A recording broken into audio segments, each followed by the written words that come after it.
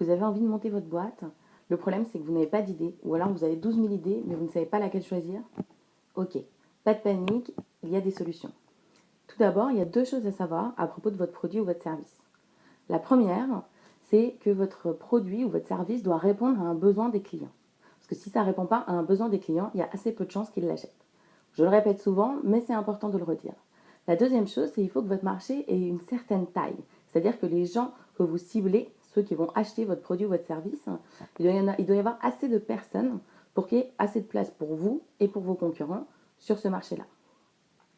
Après, pour ceux qui ont trop d'idées, le plus important, c'est de choisir l'idée qui sera la plus viable économiquement, celle qui sera intéressante et pertinente, qui vous permettra de vendre des produits ou des services.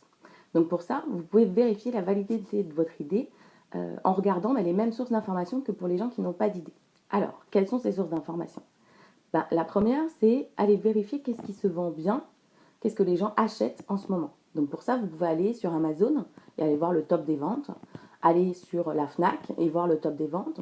Alors certes, pour la Fnac, c'est un peu plus axé livre, mais ça vous permet de savoir quels sont les sujets qui intéressent les gens en ce moment. C'est-à-dire qu'est-ce qui leur fait envie, de quoi ils ont besoin en ce moment.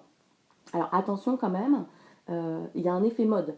Parfois, ça peut ne durer que 6 mois. Donc ne choisissez pas des produits ou des services qui sont sur un effet mode. Sauf si, effectivement, peut-être dans 6 mois, quand ce sera plus la mode, vous voulez en commercialiser un autre. Ok, ça c'est une façon de voir votre business model.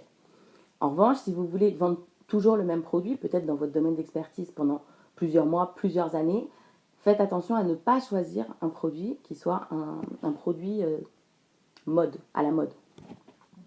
Donc la deuxième source d'information que vous pouvez aller voir, c'est la presse et les magazines. Donc vous pouvez commencer par la presse généraliste, les magazines généralistes, et voir de quoi ils parlent, qu'est-ce qui intéresse les gens en ce moment. Après, si vous voulez aller plus loin et que vous avez une idée peut-être du domaine ou du secteur d'activité dans lequel vous voudriez lancer votre produit ou votre service, allez voir la presse spécialisée.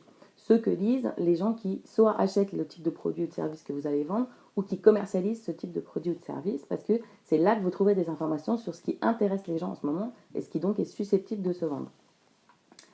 Après, la troisième façon de faire, et celle-là ça paraît être la plus facile entre guillemets, c'est de regarder autour de soi.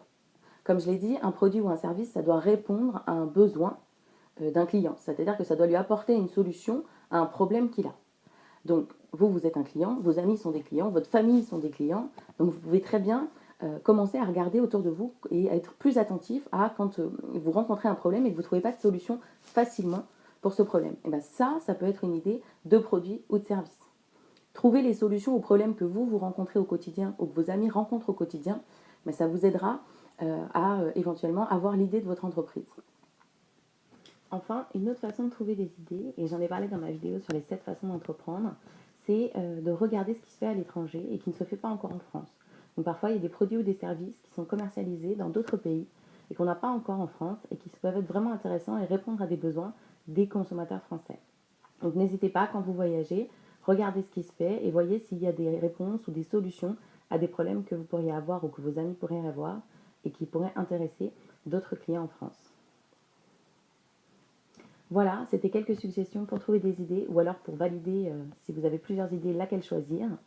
Si vous avez aimé la vidéo, vous pouvez cliquer sur j'aime ou la partager sur les réseaux sociaux. Et bien sûr, vous pouvez télécharger, si vous avez envie d'entreprendre, le guide sur les bonnes questions à se poser sur soi et sur son projet avant d'entreprendre.